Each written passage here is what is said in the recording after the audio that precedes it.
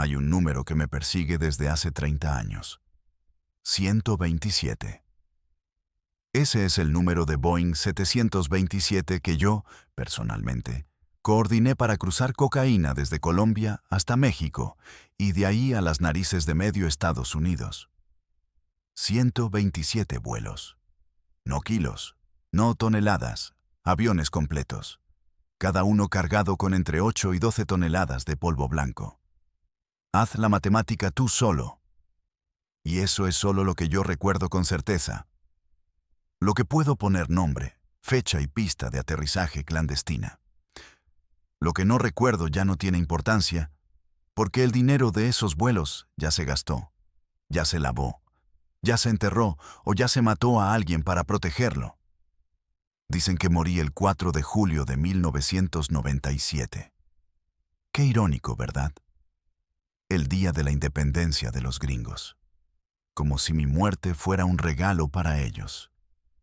Como si el mundo fuera tan simple que un hombre como yo pudiera desaparecer en una mesa de operaciones en una clínica de la Ciudad de México, rodeado de médicos asustados, y eso fuera el final de Amado Carrillo Fuentes, el Señor de los Cielos, el hombre que movió más droga que ningún otro ser humano vivo en el siglo XX. ¿De verdad creen que algo tan vulgar como una cirugía plástica me iba a matar? No morí. Y lo que estás a punto de escuchar, no lo vas a encontrar en ningún expediente de la DEA, en ningún archivo de la PGR, en ningún libro de periodista valiente que ya está muerto o exiliado. Lo que estás a punto de escuchar es la verdad, mi verdad, y te la cuento no porque me arrepienta, no porque quiera confesarme con Dios, te la cuento porque ya no importa. Porque los que podrían matarme por hablar ya están muertos ellos primero, o están tan viejos y tan solos que ni fuerza tienen para apretar un gatillo. Mi nombre es Amado Carrillo Fuentes. Nací el 17 de diciembre de 1956 en Navolato, Sinaloa, un pueblo que huele a tierra mojada y a miseria con dignidad. Mi familia no era rica, pero tampoco era basura. Mi padre, Vicente Carrillo Parra, trabajaba la tierra. Mi madre, Aurora Fuentes, hacía lo que hacen todas las madres en esos pueblos: rezar, cocinar y no hacer preguntas. Éramos 11 hermanos, 11 bocas, y en Navolato en los años 60, 11 bocas eran demasiadas para una sola milpa. Yo era el segundo que sobrevivió, quiero decir. El primero, un niño que no llegó a tener nombre completo, murió antes de cumplir un mes. Así que en los hechos, yo era el primero, el mayor de los que quedaron. Y eso en Sinaloa, en esa época, significaba algo. Significaba que tú eras el ejemplo, el que abría el camino, el que cargaba el peso de los que venían detrás. Crecí sabiendo que había dos tipos de hombres en Navolato: los que trabajaban la tierra hasta que la tierra los enterraba a ellos, y los que trabajaban para los que tenían camionetas nuevas y sombrero fino y pistola en el cinto. Yo veía a esos hombres desde niño. Los veía llegar al pueblo con dinero fresco y mujeres bonitas, y todos les abrían paso, no por respeto, por miedo. Pero a los 8 años todavía no sabes distinguir entre miedo y respeto. A los 8 años solo ves que esa gente come bien y que tu padre llega a casa con las manos destrozadas y 50 pesos que no alcanzan para nada. Mi tío Ernesto era uno de ellos. Ernesto Fonseca Carrillo. Don Neto, le decían. Hoy lo conoce el mundo entero, porque los gringos lo tienen encerrado desde 1985 por lo de Kiki Camarena, el agente de la DEA al que yo nunca conocí en persona, pero cuya historia me la sé de memoria porque marcó a toda una generación del negocio. Pero cuando yo era niño, Ernesto era simplemente el tío rico. El que llegaba a Navolato en su camioneta reluciente, el que traía regalos, el que le ponía billetes en la mano a mi madre sin que ella tuviera que pedirlos. Mi madre los agarraba con vergüenza y los guardaba rápido como si fueran algo prohibido. Quizás sabía de dónde venían, quizás no quería saber. La primera vez que vi una pistola de cerca tenía 9 años, no en manos de mi tío. En manos de un muchacho del pueblo, quizás 16 o 17 años, que trabajaba de halcón para la gente de Don Neto.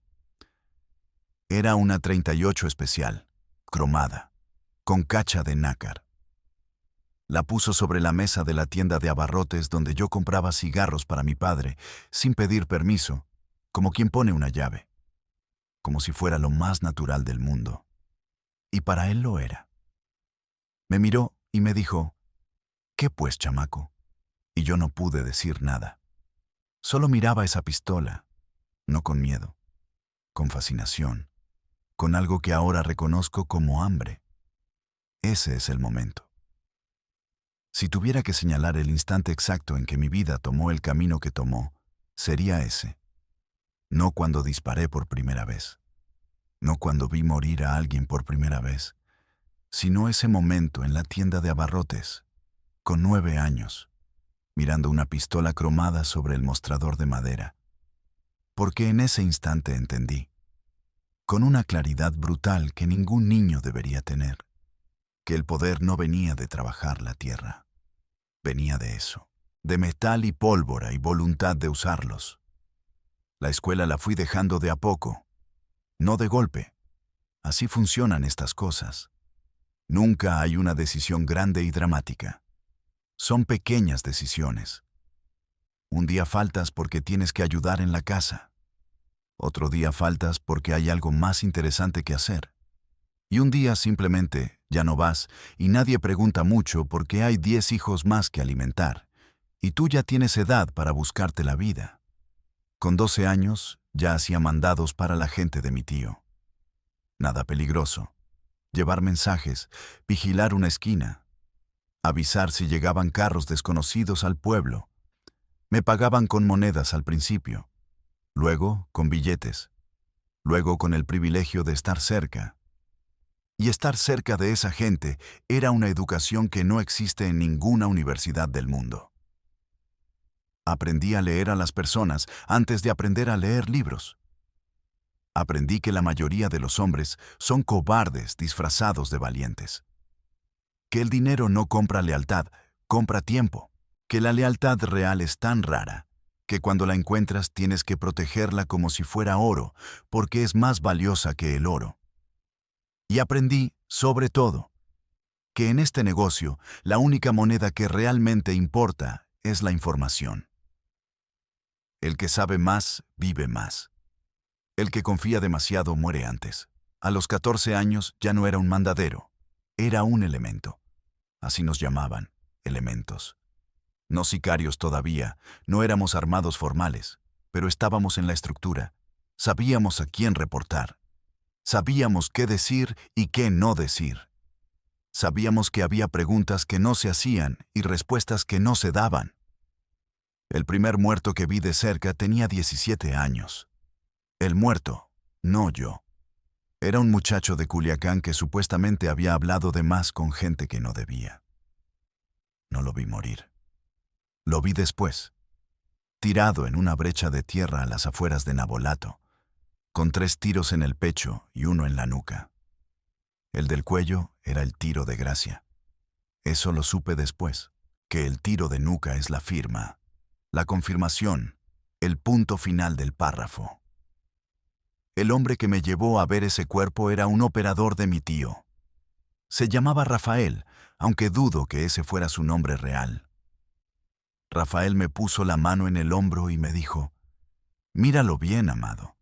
Míralo bien porque esto es lo que le pasa a la gente que no sabe guardar la boca». Y yo lo miré. Lo miré durante mucho tiempo. Y sentí algo que todavía me cuesta nombrar. No fue asco. No fue miedo. Fue algo más parecido a reconocimiento. Como si algo en mí ya supiera que algún día yo también estaría parado junto a un cuerpo, dando esa misma lección a alguien más. A los 15 años mi tío me llamó formalmente. no a Nabolato. Tuve que viajar a Guadalajara, donde él ya operaba con Miguel Ángel Félix Gallardo y con Rafael Caro Quintero, y con los otros grandes de esa época. El Guadalajara Cartel lo llaman ahora los libros y las series de televisión. Nosotros no le llamábamos nada. Era simplemente el negocio. Era la organización. Era la familia, en el sentido más amplio y más peligroso de esa palabra. La reunión con mi tío fue breve. Él no era hombre de discursos. Me miró. Me preguntó si sabía lo que estaba haciendo. Le dije que sí. Me preguntó si tenía miedo. Le dije que no. Me preguntó si estaba seguro. Le dije que sí 2 veces. Me dio la mano. Me dio un abrazo y me dijo, bienvenido. Así de sencillo. Así de definitivo. Ese abrazo era el punto de no retorno. Después de ese abrazo, ya no había camino de vuelta al muchacho que cargaba mandados en Nabolato. Ya no había vuelta al hijo de campesino que miraba pistolas con fascinación en tiendas de abarrotes. Ese muchacho murió en ese abrazo, mucho antes de que el mundo creyera que Amado Carrillo Fuentes moría en una clínica de la Ciudad de México. En Guadalajara conocí a los grandes. A Félix Gallardo lo vi 2 veces en esos primeros años. Era un hombre que no necesitaba gritar. Nunca lo vi levantar la voz. Tenía una calma que daba más miedo que cualquier amenaza directa. Los hombres que pueden hacerte desaparecer sin alterarse, sin mancharse la camisa, sin perder el hilo de la conversación. Esos son los hombres verdaderamente peligrosos. Félix Gallardo era así. Yo quería ser así. Caro Quintero era diferente, más impulsivo, más visible, más dado al espectáculo. Tenía una energía que llenaba los cuartos y que a veces hacía que la gente se riera y otras veces hacía que la gente se orinara de miedo, dependiendo del humor del día. Era brillante en su forma de operar, pero tenía un defecto fatal que yo identifiqué desde muy joven. Le gustaba demasiado que lo vieran. Le gustaba el reconocimiento. Le gustaba que la gente supiera que era él. Y en este negocio, esa vanidad es una condena de muerte. O de cárcel, que a veces es lo mismo. Yo aprendí de los errores de los otros desde antes de cometer los míos. Eso era mi ventaja. Eso era lo que me distinguía en esa época de los demás elementos, de los demás chavos que entraban al negocio con los ojos brillantes y el ego inflamado. Yo observaba. Yo callaba. Yo procesaba. Mi tío lo notó. Félix Gallardo también lo notó. Y cuando los grandes te notan, las cosas se mueven rápido. Me mandaron a Ojinaga, Chihuahua, a trabajar con Pablo Acosta Villarreal, que era el rey de esa plaza en ese entonces. Acosta era un personaje singular, violento de manera casi artística. Controlaba Ojinaga con una mezcla de terror y paternalismo, que funcionaba porque todos en ese pueblo o trabajaban para él, o tenían un familiar que trabajaba para él, o tenían deudas con él. Era un ecosistema cerrado y perfecto en su brutalidad.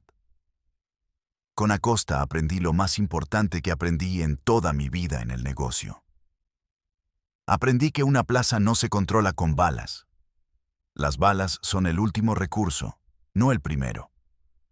Una plaza se controla con dinero, con complicidades, con información y con la percepción del poder. Si logras que todos crean que eres invencible, nunca tienes que demostrar que lo eres. Y si alguna vez tienes que demostrarlo, ya perdiste. Porque significa que alguien se atrevió a desafiarte y eso ya es una fisura en la percepción. Acosta no entendía bien esta lección. Era demasiado directo, demasiado personal en sus violencias. Eso lo hizo grande en Ojinaga, pero también lo hizo vulnerable. En 1987, la DEA lo mató con ayuda del ejército mexicano. Yo ya no estaba en Ojinaga cuando eso pasó. Me habían movido. Pero cuando me llegó la noticia, no sentí tristeza. Sentí confirmación. La confirmación de todo lo que había aprendido observándolo. Para ese entonces, yo ya tenía mi propia operación. Pequeña todavía, comparada con lo que vendría. Pero mía. Mis rutas, mis contactos, mis pilotos, mis pilotos. Ahí estaba la clave. Ahí estaba el elemento que iba a cambiar todo, que iba a llevarme de ser un operador más en la jerarquía a ser algo que nadie había sido antes con esa escala. Los aviones. Todo el mundo movía droga por tierra o por mar. Eran los métodos tradicionales. Lentos, peligrosos, fácilmente interceptables. Yo empecé a pensar en los cielos. Literal. Si la DEA tenía la frontera terrestre vigilada, si tenía los puertos con sensores y perros y agentes, ¿qué también vigilaba el espacio aéreo?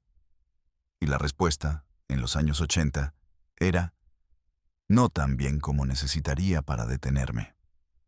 Conseguí mis primeros pilotos a través de contactos en Culiacán. Hombres con licencias reales, con horas de vuelo reales, que necesitaban dinero real. Les pagaba 10 veces lo que ganaban en cualquier aerolínea comercial por un vuelo. Un solo vuelo.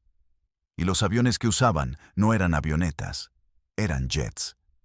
De C-8 primero. Luego, 727. Aviones de carga que podían llevar toneladas completas de mercancía y que volaban en rutas legítimas, con documentación falsificada o con complicidades en las torres de control que me costaron mucho dinero establecer, pero que valieron cada centavo. Era 1989 cuando hice mi primer gran movimiento aéreo. 8 toneladas de cocaína colombiana, coordinado directamente con el cartel de Cali, aterrizadas en una pista clandestina en Chihuahua. La operación tomó 6 meses de planeación. El vuelo duró 4 horas. La cocaína llegó a Chicago en 72 horas. La ganancia fue de $80 millones. 80 millones. En 72 horas. En ese momento entendí que había encontrado algo que nadie más tenía. No solo la ruta, la mentalidad, la capacidad de pensar en escala que nadie más estaba pensando todavía. Mientras los otros carteles se mataban por controlar un municipio, por cobrar cuota en una carretera, por disputarse una plaza de 100 kilómetros, yo estaba mirando el mapa completo. México a Colombia. Colombia a Estados Unidos, el triángulo perfecto. Y yo en el centro, invisible, en los cielos, donde nadie me buscaba porque nadie creía que era posible lo que yo estaba haciendo. Me empezaron a llamar el Señor de los Cielos. No fui yo quien inventé ese nombre. Salió de algún lugar, de los pilotos quizás, o de los que veían llegar esos aviones con toneladas de mercancía y no podían creerlo. El nombre se pegó porque era verdad, porque los cielos eran míos, porque mientras existió esa ventana, entre finales de los 80 y mediados de los 90, yo fui el hombre más poderoso del narcotráfico en el hemisferio occidental. No Escobar, no los Rodríguez Orejuela. Yo, Amado Carrillo Fuentes, el muchacho de Nabolato que miraba pistolas con hambre en tiendas de abarrotes. Pero eso viene después. Antes de los cielos, antes de los aviones y los 80 millones en 72 horas, hubo otras cosas. Cosas que no tienen el glamour de los jets privados y las reuniones con capos colombianos. Cosas que son la base real de todo lo que vino después y que son tan oscuras que a veces, en estos años de silencio que llevo viviendo, me pregunto si ese niño de 9 años en la tienda de abarrotes de Nabolato podría haber imaginado en lo que se convertiría. Y la respuesta honesta es sí. Ese niño lo podría haber imaginado. Porque ese niño ya tenía el hambre, solo le faltaba el camino. Y el camino me lo enseñaron con sangre. El primer hombre que maté tenía 32 años. Se llamaba Gerardo Palomino. Trabajaba como contador para una de las células de mi tío en Culiacán. Era un hombre delgado, con lentes, con manos de oficinista, con una familia en una colonia de clase media que no sabía exactamente de qué trabajaba su padre y su esposo.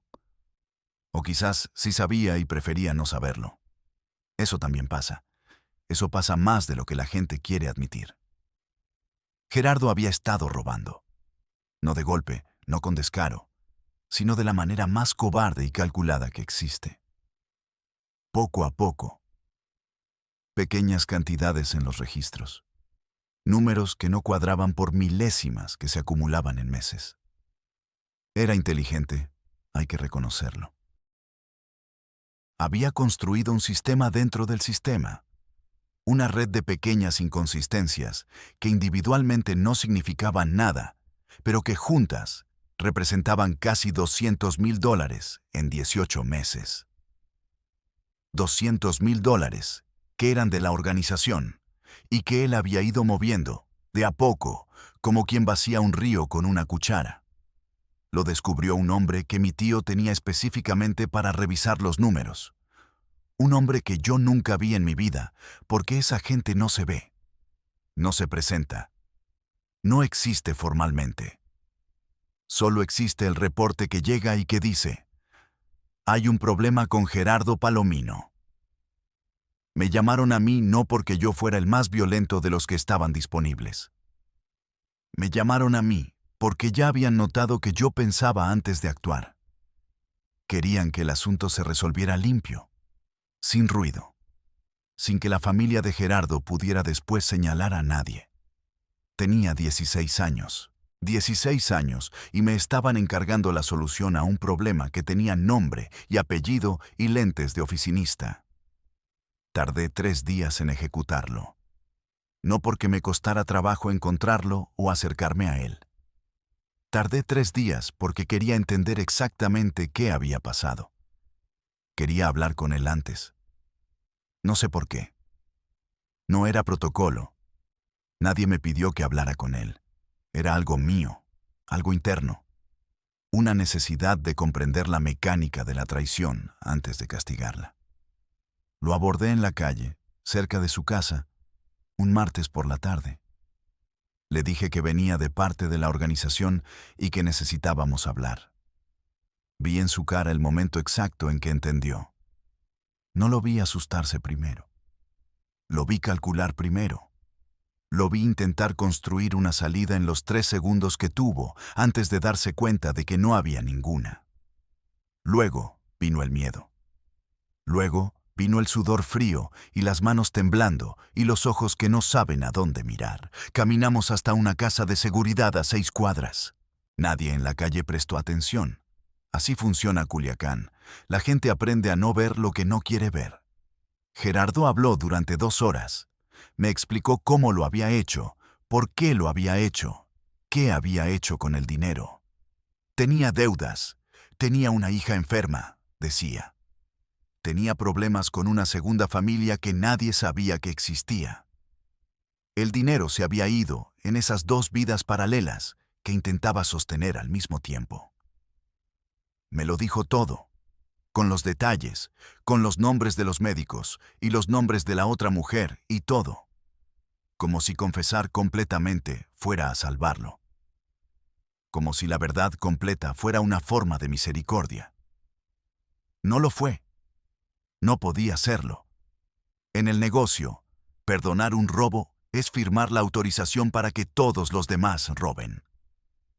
Es publicar un aviso que dice: aquí se puede. Y una organización donde se puede robar es una organización que ya está muerta, solo que todavía no lo sabe. Lo maté con un tiro en la parte posterior de la cabeza. El tiro de nuca, el mismo que Rafael me había enseñado que era el punto final del párrafo.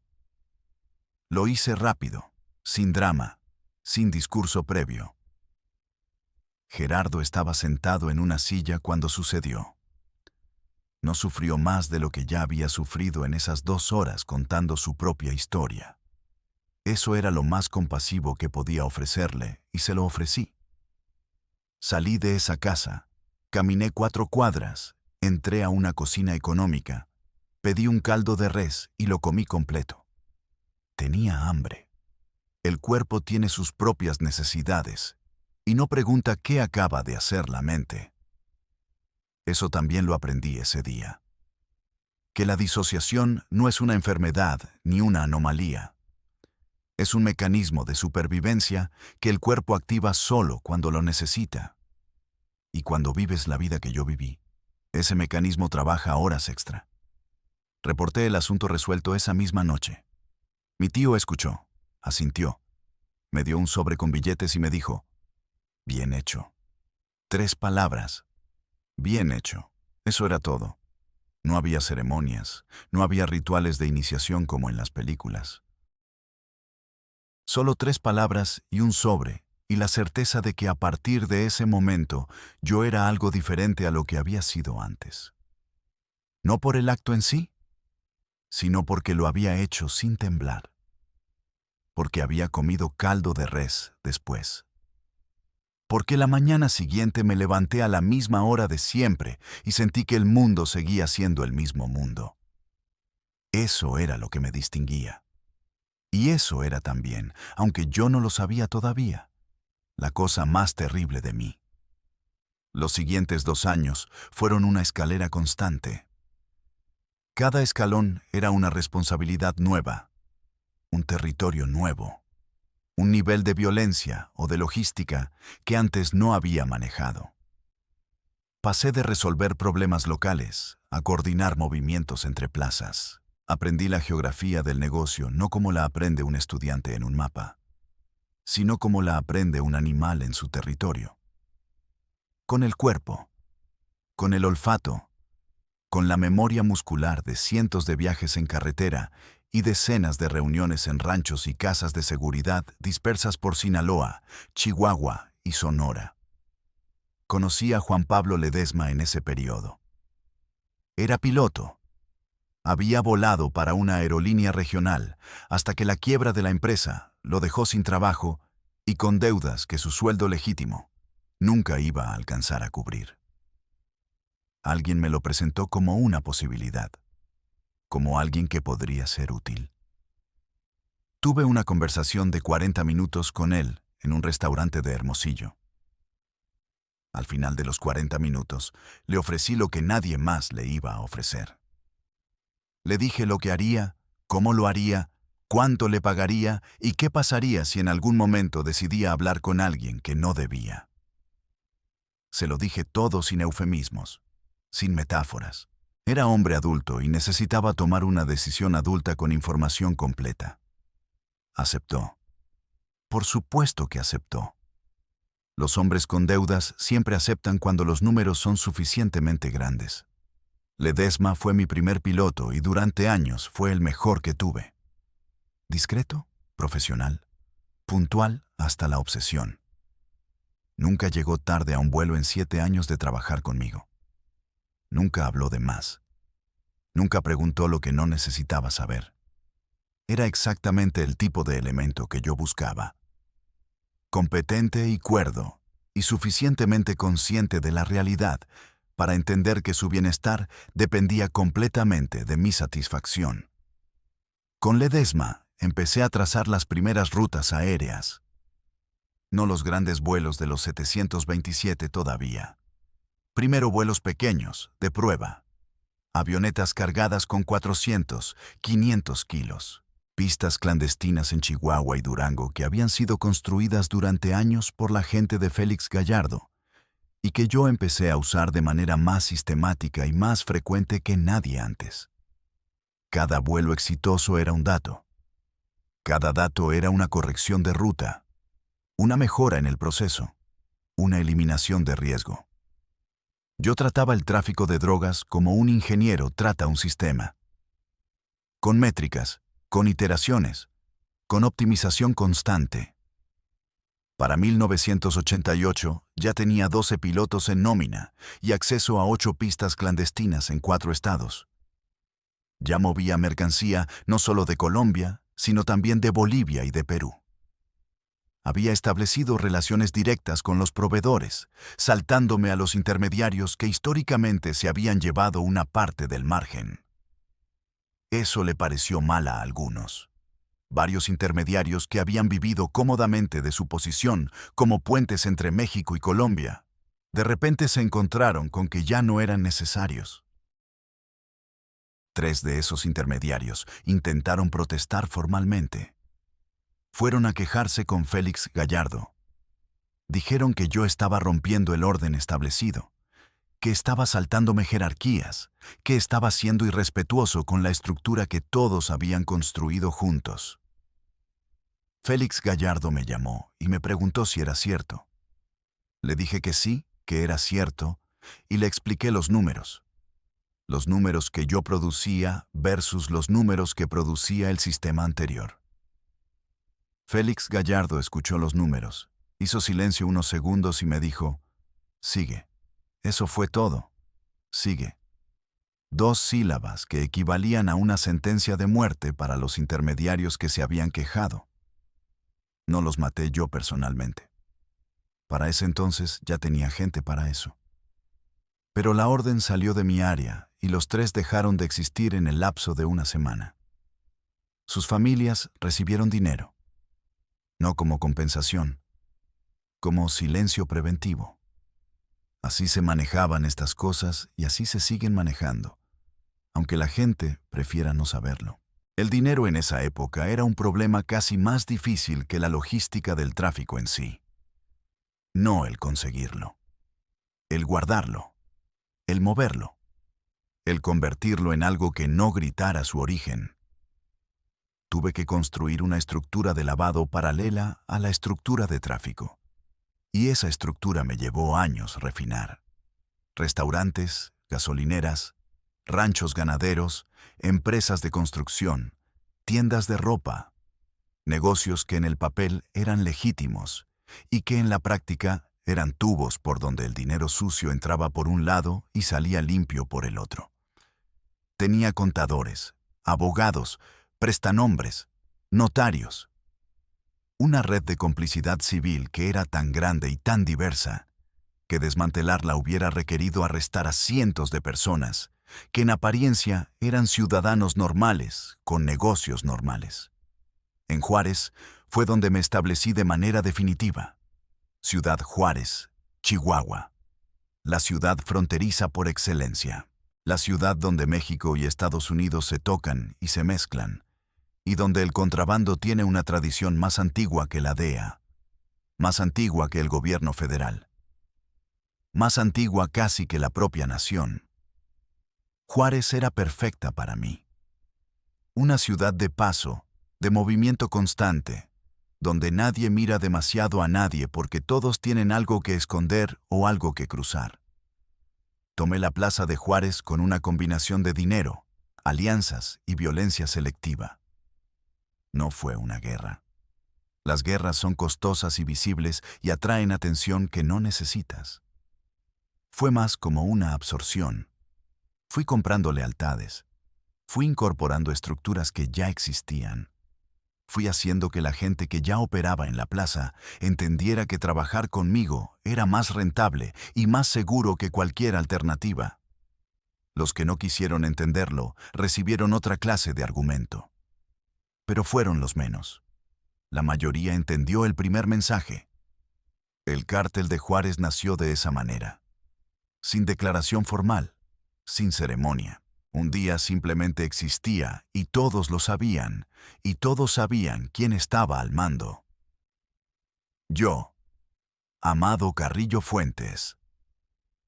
El que había llegado de Nabolato con nada más que el nombre de su tío y un hambre que no tenía fondo.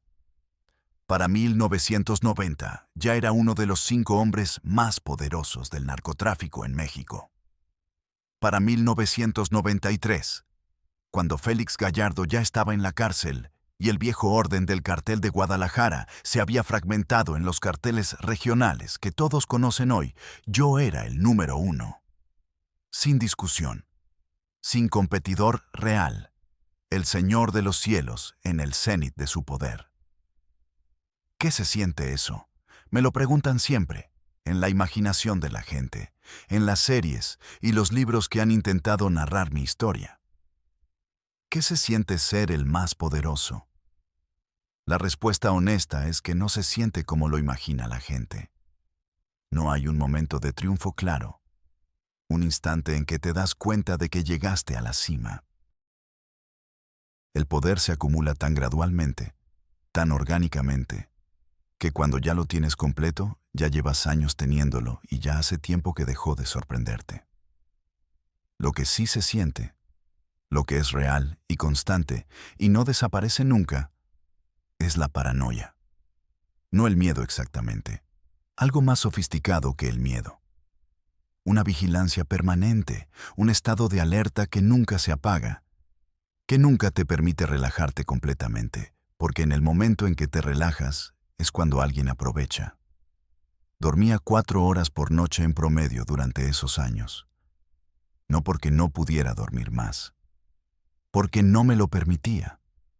Porque 4 horas de sueño y 20 de estado de alerta era la matemática que me mantenía vivo.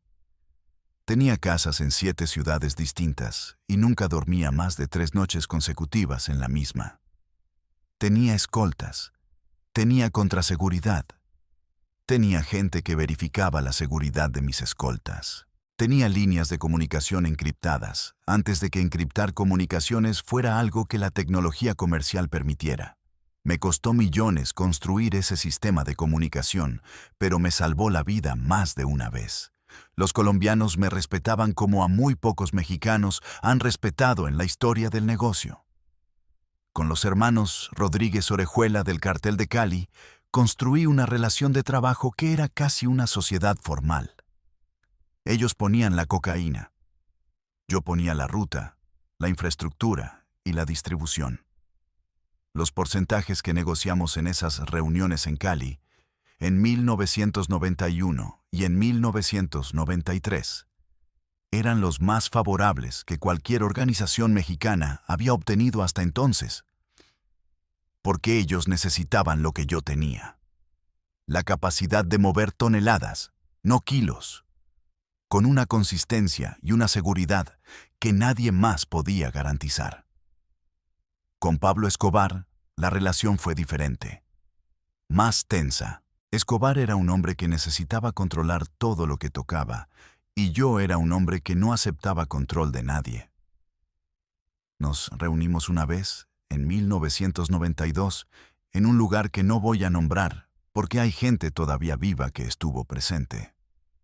La reunión duró 3 horas. Fue cordial en la superficie y completamente hostil por debajo. Escobar intentó establecer una jerarquía implícita, posicionarse como el proveedor principal del que yo dependía. Yo le dejé claro, con la misma calma que había aprendido mirando a Félix Gallardo, que mi organización tenía múltiples proveedores y que ninguno de ellos era irreemplazable. Él sonrió. Yo sonreí. Nos dimos la mano, y ambos supimos que nunca íbamos a ser socios de verdad. Escobar murió en diciembre de 1993. Lo que vino después, la fragmentación del cartel de Medellín, me benefició directamente.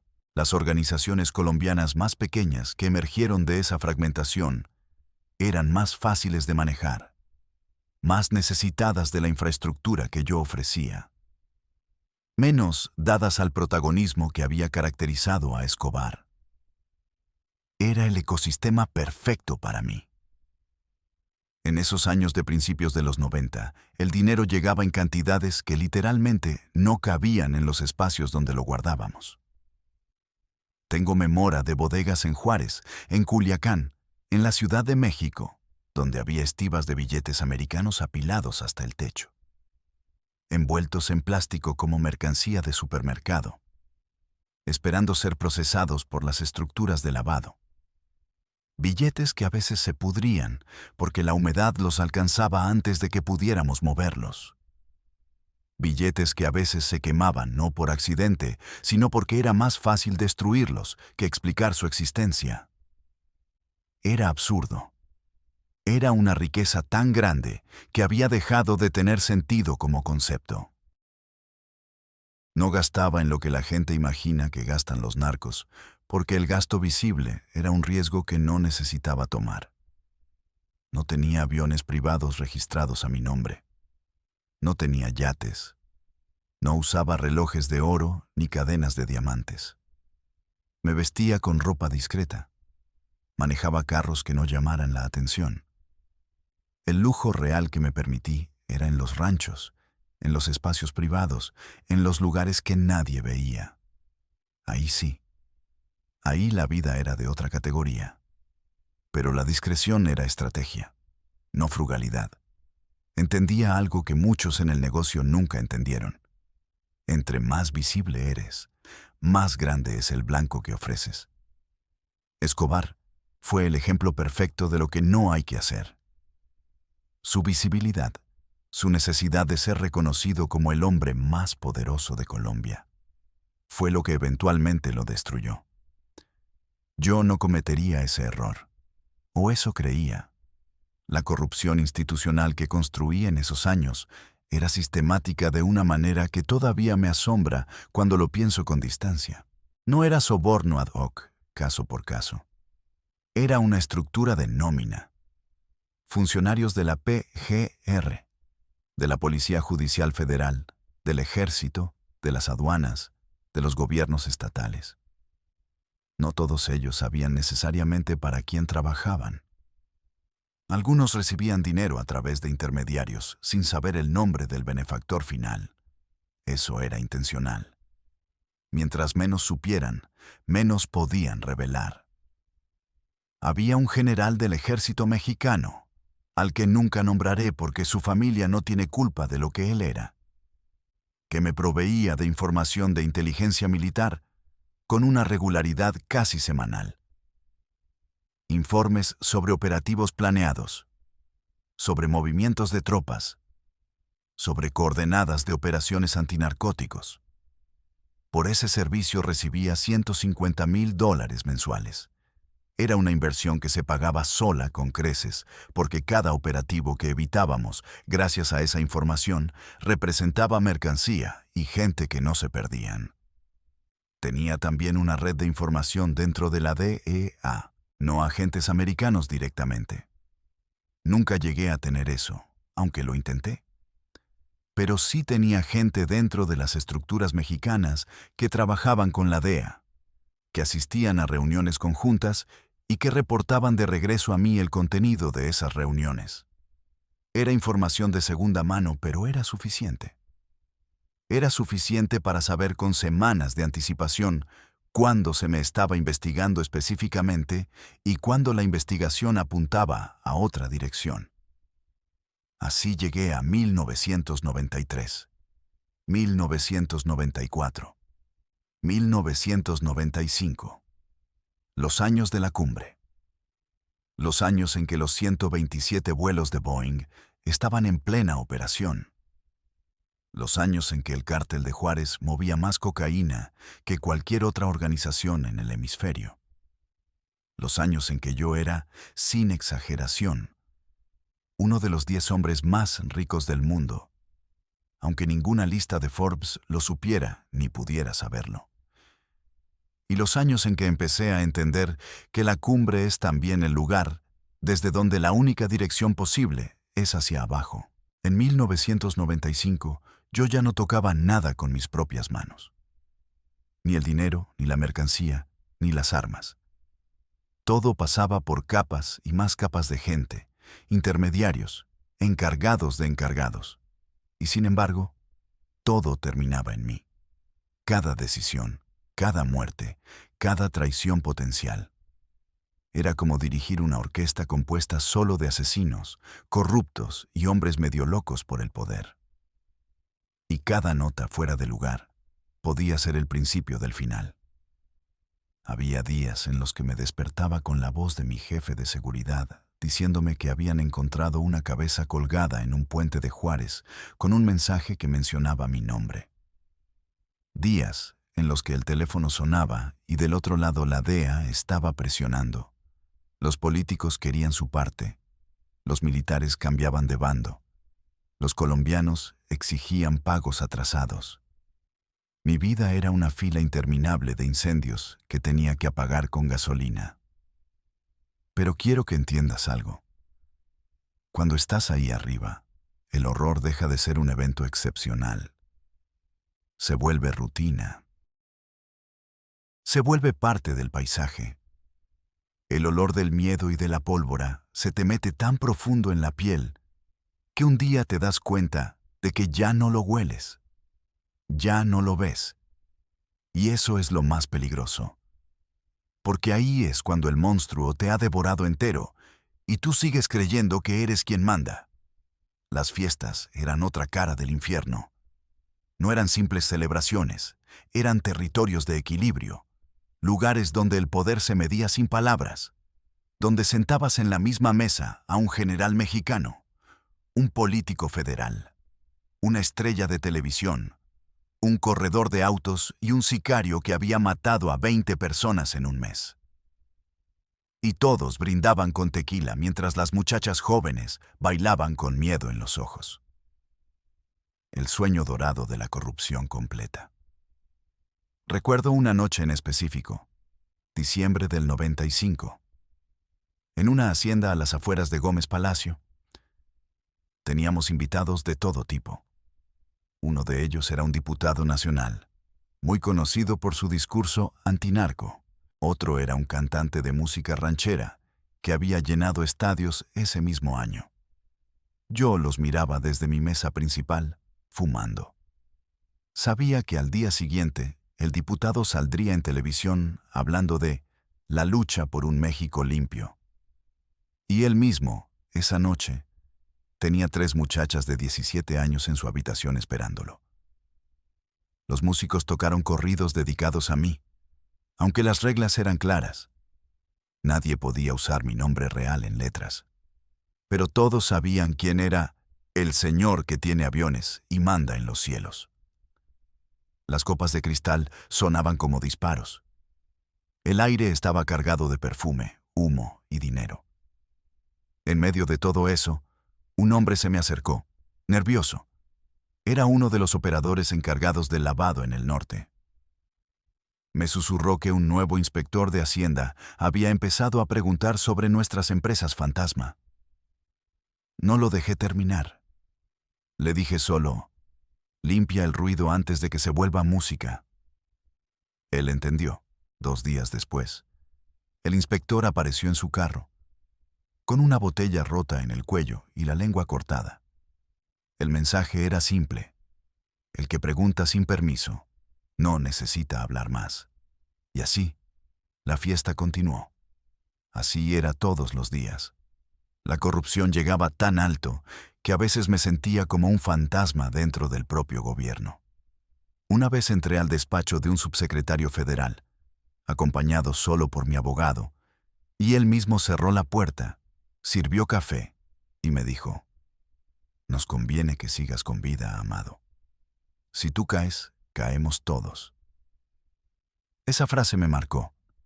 En ese momento entendí que ya no era un fugitivo, sino una pieza de estabilidad dentro del propio sistema político mexicano. Sin mí, el equilibrio de poder, la economía subterránea, las lealtades dentro del ejército y la policía se venían abajo. Yo era el mal necesario, el demonio que mantenía el infierno organizado. Pero con el poder vinieron también los fantasmas personales. Empecé a tener pesadillas con los muertos, no los que había ordenado matar. No, esos los podía justificar.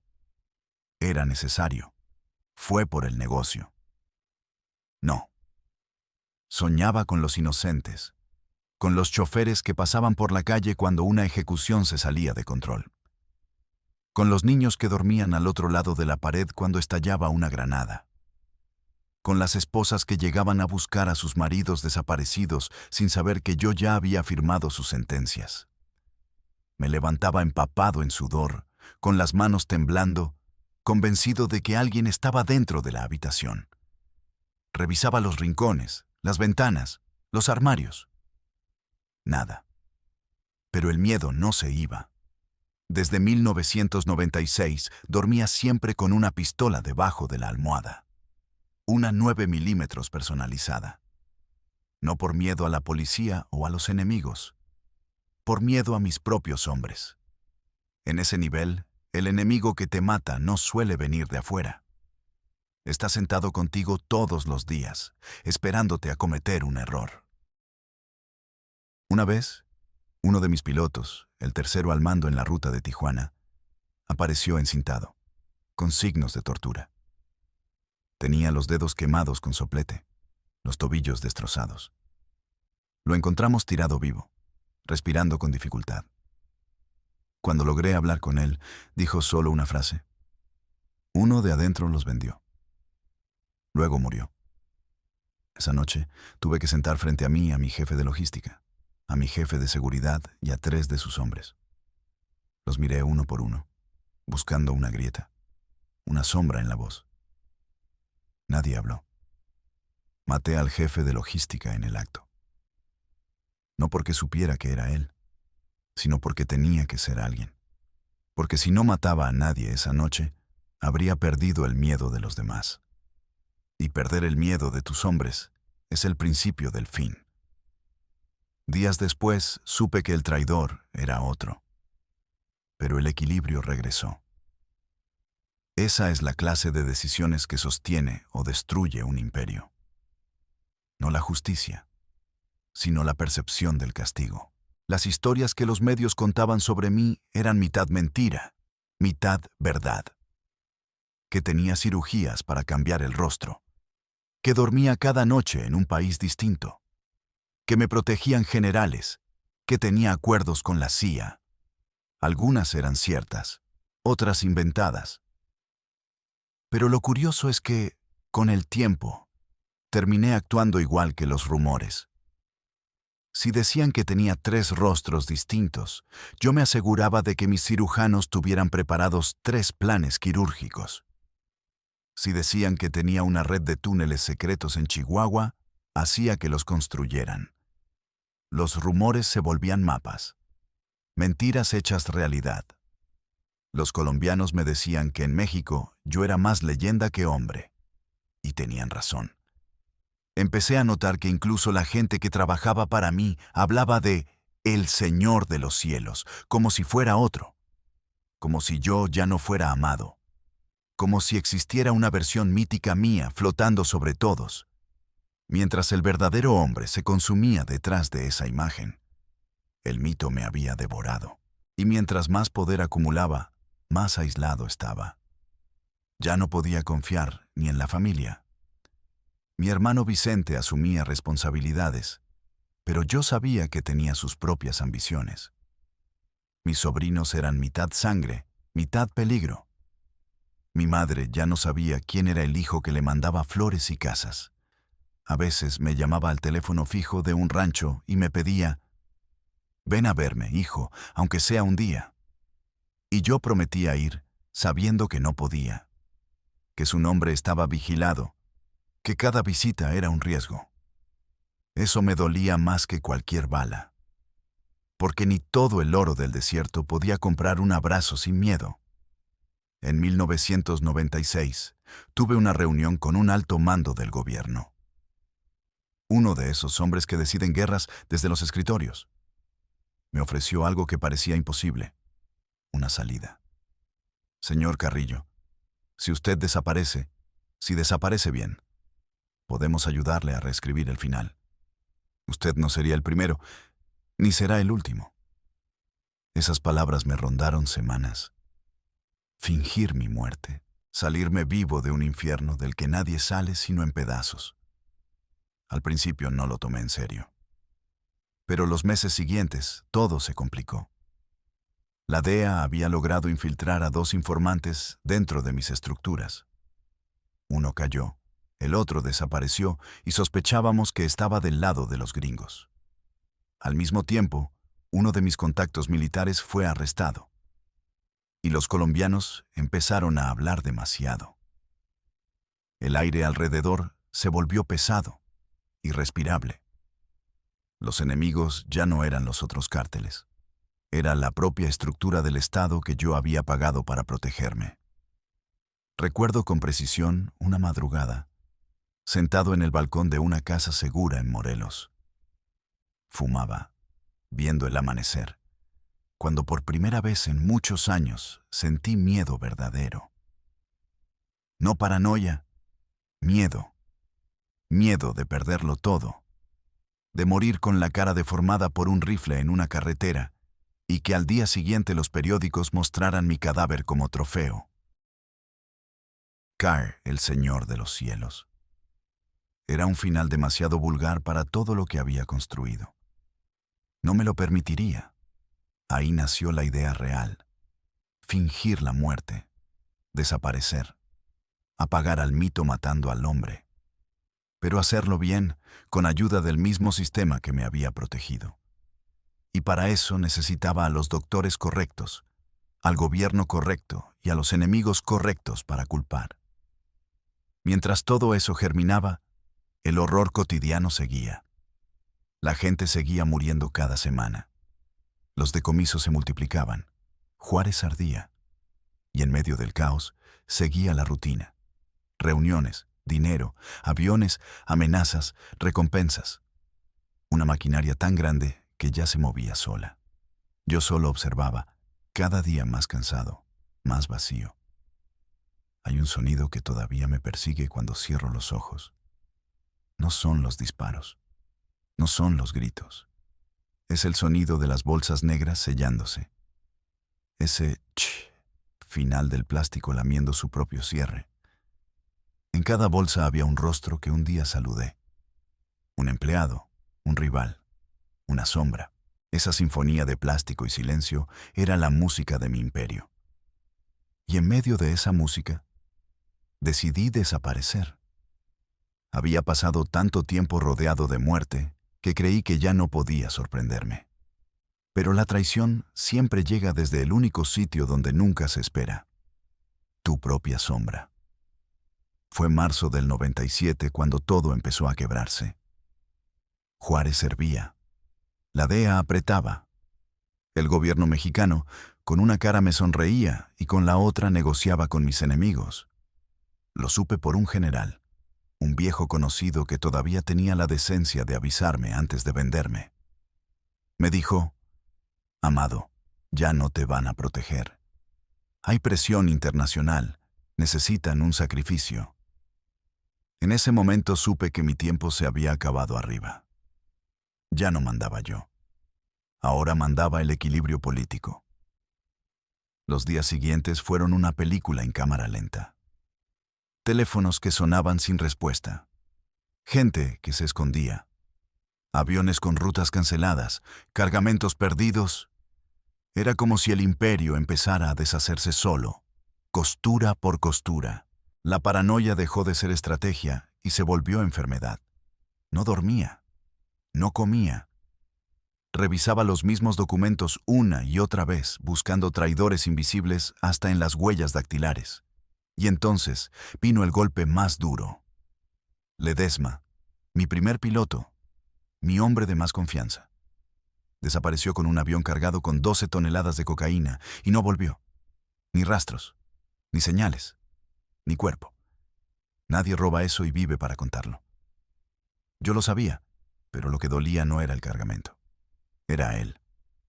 Su desaparición me decía que la gente más cercana había empezado a dudar de que el Señor de los cielos siguiera siendo intocable. Y cuando el mito empieza a agrietarse, los dioses caen rápido. Intenté detener la caída con una jugada grande. Reunir a los viejos capos, recomponer el pacto, volver a blindarme con nombres. Convocamos una reunión en una casa del Estado de México. Estaban ahí viejos socios, representantes de otras plazas, un coronel retirado que había servido de mediador muchas veces. Yo llegué con 10 hombres. Alguien habló de nuevas alianzas con los del Golfo, de recomprar rutas, de limpiar todo con violencia. No duró mucho. En medio de la reunión, una camioneta explotó afuera. Hubo un tiroteo de segundos, pero fue suficiente para entender el mensaje. Ya no había pacto posible. Salí ileso, pero mi cabeza ya no era mía. Esa misma noche, mientras huíamos por una carretera hacia Querétaro, le dije a mi escolta, «Hasta aquí llegamos. Esto se terminó». Me miró como si no entendiera. Nadie entendía que el más poderoso de todos estaba decidiendo desaparecer por su propia mano. Contacté al hombre del gobierno que me había mencionado meses antes la idea de fingir mi muerte. Un abogado conectado con políticos del más alto nivel. Le dije, hazlo, consígueme la salida. Él solo respondió, te va a costar más de lo que imaginas. Y no hablaba de dinero. El plan requería precisión quirúrgica. Literal. Había que fabricar una muerte visible, documentada, incuestionable, pero lo suficientemente desordenada para que el rumor de falsedad pareciera ridículo. En otras palabras, morir de manera tan creíble que la verdad nadie la creyera. El procedimiento elegido fue una cirugía plástica.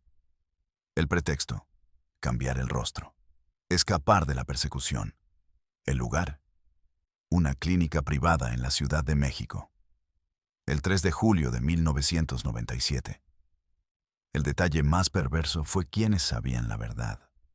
Solo 2 médicos y un coronel retirado de inteligencia. Nadie más.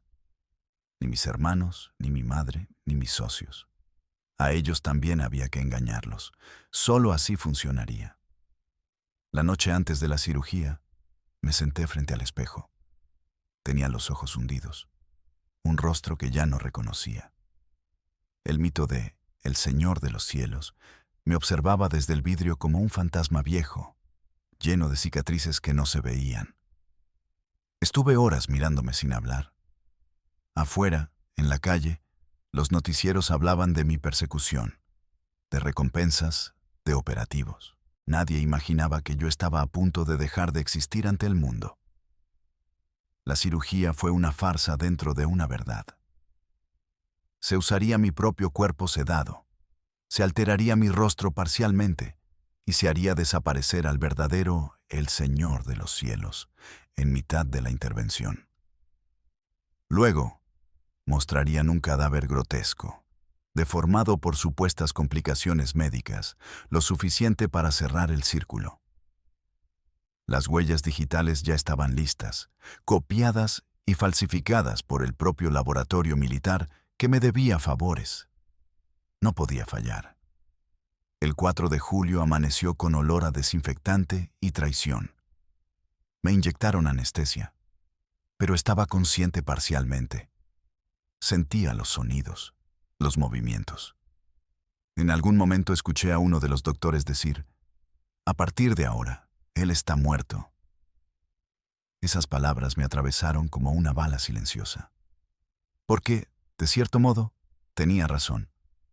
Horas después, el cadáver falso fue trasladado a la morgue.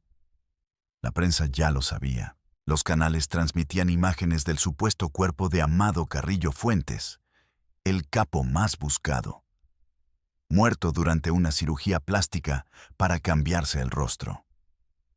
Las noticias decían que los doctores involucrados habían sido asesinados misteriosamente. Todo un espectáculo cerrado a medida. Mientras tanto, yo estaba en un sótano de la misma clínica, con un nuevo rostro parcialmente curado, una venda en los ojos y un pasaporte con el nombre de Daniel Rendón. El coronel me sacó esa misma noche en una ambulancia escoltada por 2 patrullas verdaderas. Pasé por retenes militares donde todos sonreían. El Estado, ese monstruo de 1000 cabezas, me abría el camino, como si solo quisieran borrarme sin dejar la herencia del escándalo. Dejé atrás todo. Mis casas, mis cuentas, mis hombres. A los pocos días, los noticieros confirmaban mi muerte definitiva. Fúnebres, lágrimas de falsos amigos, mi madre llorando frente a una tumba vacía. Y yo, escondido en una cabaña en las montañas de Durango, viendo mi propio funeral por televisión con un rostro que ni yo reconocía. Creí que la nueva vida traería libertad. Lo que trajo fue silencio. El tipo de silencio que pesa. No podía mover dinero. No podía hablar con nadie. Era un fantasma caro, pero un fantasma. Mis contactos habían cumplido. Había muerto oficialmente. Si salía de la sombra, rompería el trato. Y sabía perfectamente lo que eso significaba. Pasaron los días, los meses. El mundo siguió girando sin mí. Los nuevos capos ocuparon mis rutas. Mi gente se fue con otros nombres. Mi hermano Vicente mantuvo la estructura viva un tiempo, pero ya no era lo mismo. El Señor de los Cielos se había vuelto solo un apodo en canciones y series de televisión. A veces, de noche, miraba los aviones cruzar el cielo sobre Durango. Luces rojas lejanas moviéndose en silencio. Y ahí me dolía todo, porque entendí que los cielos ya no eran míos. Que el apodo, el poder, el dinero, los muertos, todo se había ido. Que el silencio que había comprado con tanto horror era más caro que cualquier enemigo. Un año después, intenté contactar al coronel. Quería volver, solo escuchar su voz. Nunca respondió. Semanas después supe por la radio que había muerto en un accidente de carretera. Entonces supe que mi historia ya estaba cerrada para todos menos para mí. Y así pasaron 10 años. 10 años viviendo entre sombras, cambiando de nombre, de ciudad, de rostro. Nadie supo jamás que seguía vivo, salvo los fantasmas que me acompañaban siempre. Pero incluso el silencio termina encontrando su límite. 10 años en el silencio parecen eternos cuando uno ha vivido rodeado de ruido. Al principio, ese silencio sabe a libertad. No hay teléfonos que suenen, no hay escoltas, no hay miedo de un balazo en la nuca. Pero con el tiempo, ese mismo silencio se vuelve castigo. Te hace escuchar tu propia culpa amplificada. Cada respiración es una voz que pregunta, ¿valió la pena? Me escondí en varios países, Bolivia, Chile, Argentina. Cambiaba de nombre como de camisa. Daniel Rendón, Luis Álvarez, Ramiro Castaño. Siempre hombres sin pasado, siempre sombras entre fronteras. Había aprendido a borrarme del todo. Nadie me reconocía, ni siquiera los que me cruzaban la mirada. Pero en cada espejo el rostro nuevo me recordaba el viejo. La cicatriz invisible de quien fue Dios en la tierra y ahora apenas sobrevivía como un rumor sin cuerpo. Mi dinero estaba intacto, pero inaccesible. Parte en Suiza, parte en Panamá, parte enterrado en el desierto de Chihuahua. ¿De qué servía todo eso si no podía usarlo?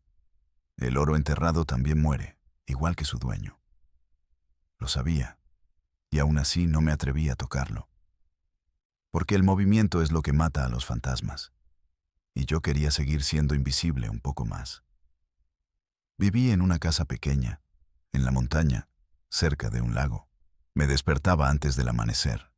Caminaba descalzo por el pasto mojado. Por primera vez en mi vida escuché los sonidos reales del mundo. Pájaros, viento, lluvia. Todo eso que de joven había ignorado. Pero la paz era solo maquillaje. En mi cabeza seguían los gritos de los que mandé matar, las risas de las fiestas, las voces de los muertos pidiendo cuentas. A veces soñaba que la DEA entraba por la puerta. Otras, que todo había sido al revés. Que en realidad sí morí en 1997, y lo que vivía ahora era un purgatorio donde el castigo era no ser recordado por nadie. Hay destinos peores que morir, y uno de ellos es ser olvidado por los que temías que te recordaran. Viví así 10 años, hasta que un día, en 2007, encendí la televisión en una taberna de La Paz y vi mi cara. No la cara que llevaba, sino la otra, la del mito. El Señor de los Cielos, convertida en serie de televisión, en corrido, en mercancía. Un actor interpretando mi voz, mi vida, mis mentiras. Todos aplaudiendo. Todos repitiendo mi nombre como si fuera héroe. Fue como ver a un cadáver bailando en mi propio funeral. Ahí supe que había llegado el momento de hablar. No por revancha, no por redención, por honestidad. Porque el silencio también puede ser una forma de mentira. Y yo ya había mentido demasiado. Los nuevos capos ya no eran de mi generación. Usaban relojes carísimos, cadenas brillantes. Hablaban de negocio, sin entender que lo que hacían era guerra. No respetaban ni a la muerte. Y el gobierno, que era el mismo con distinto rostro, ahora pretendía ser víctima de un monstruo que ellos mismos habían alimentado. Me reía solo, viendo la historia repetirse, solo que esta vez sin mí en el tablero. Escribí mi primera carta en 2008, en un cuaderno viejo. La titulé Lo que queda cuando los cielos se apagan. No era una confesión legal, ni un intento de publicar un libro. Era mi manera de no desaparecer del todo. Dejar un rastro que dijera, yo fui. No para que me entendieran, sino para que me escucharan. Hay una diferencia. En esas páginas conté lo que nunca conté ni a mis hombres. Que los doctores que supuestamente murieron después de la cirugía no murieron por accidente. Alguien en el gobierno los mandó borrar para que nadie pudiera decir que yo seguía vivo. Después supe que esa orden venía del mismo despacho desde el que años atrás me habían ofrecido la salida. Así trabajan los sistemas. Limpian sus huellas con sangre ajena. De todos los que me traicionaron, ninguno queda vivo. El coronel, los políticos, los abogados.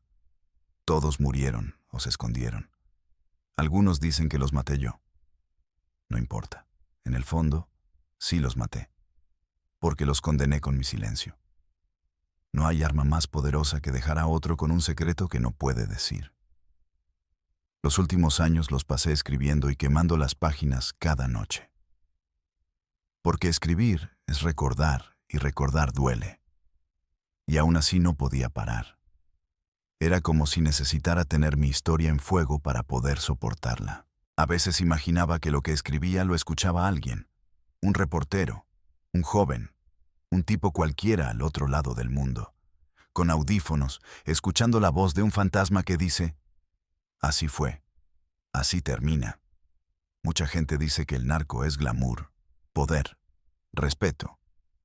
Mentira. El narco es soledad. Es mirar tu comida sabiendo que nadie puede acompañarte porque todos los que alguna vez lo hicieron te temen o están muertos. Es acumular dinero que no puedes tocar, mujeres que no te aman, socios que te sonríen con las manos en la espalda. Es quedarte a solas con el eco de tu propio nombre. Yo lo tuve todo. Y lo perdí todo por quererlo todo. Eso es lo que no te dicen en las canciones. Que el precio de volar tan alto no es la caída, es no poder volver a pisar tierra. Porque después de mirar el mundo desde los cielos, nada te llena. Ni el poder, ni el amor, ni el perdón. Nada. Hoy tengo 70 años. Vivo en un lugar donde nadie pronuncia mi nombre. Soy un anciano invisible en una casa simple. Los que me rodean creen que fui piloto, que tuve un accidente viejo, que quedé medio deformado. A veces me piden historias del cielo, y yo les cuento solo la parte limpia. El rugido de los motores, las luces entre nubes. No les cuento lo que cargaban esos aviones. Eso se queda conmigo. No sé cuánto tiempo me queda, pero sé que cuando muera de verdad, nadie lo sabrá. Tal vez me entierren como Daniel Rendón, o tal vez el viento del desierto arrastre mis cenizas sin nombre. Pero antes de irme quiero dejar esto claro. Fingí mi muerte con ayuda del gobierno. Viví 10 años en el silencio, y aún así nunca estuve vivo del todo. El verdadero Amado Carrillo murió en esa sala blanca de la clínica, el día que decidió dejar de ser quien era. Lo que caminó después fue solo un reflejo, un fantasma con memoria, un Dios caído mirando hacia arriba, hacia unos cielos que ya no le pertenecen. Y si alguien allá afuera, escuchando esto, piensa que este camino vale la pena por el dinero, por la fama, por el poder, piénsalo 2 veces. Porque los cielos tienen dueños solo mientras los miras desde abajo. Cuando llegas ahí, Lo único que escuchas es el silencio.